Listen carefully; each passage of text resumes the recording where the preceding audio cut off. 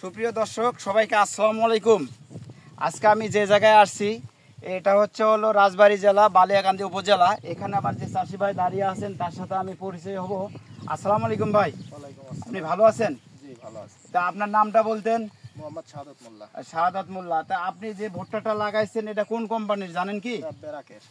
ব্রাকের। ব্রাক সিডের 164 ভুট্টা। ঠিক আছে, আপনি এই ভুট্টাটা যে লাগাইছেন আপনার কাছে কি মনে হচ্ছে? এটা ভুট্টাটা একটু বৈশিষ্ট্য বলবেন? আমাদের ভুট্টা আমার কাছে ভালো লাগতেছে। ভুট্টাটার সিকিউরিটি ভালো। একটু আগান। এর মুখ তো কাটা। একটা খুলে দেখান তো। বৃষ্টি হইলেও পানি আসে না। এই যে সিকিউরিটি ভালো। হ্যাঁ। এবং এর কালারটাও ভালো।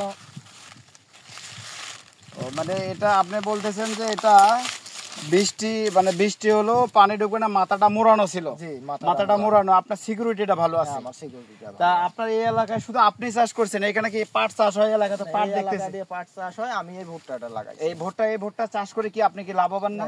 অবশ্যই ভুট্টা চাষ করি। এই ভুট্টা চাষ করে লাভবান। এটা হচ্ছে ব্রাক সিডের 164 ভুট্টা।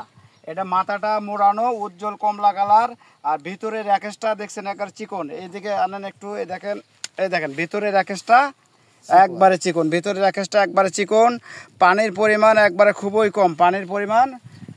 খুবই কম। মানে এটা দুটো রোদ দিলেই আপনি বাজারে বিক্রি করতে পারবেন। দেখছেন এই যে শুকাইছে, বৃষ্টি এখনই শুকিয়ে গেছে, একবারে শুকাইছে।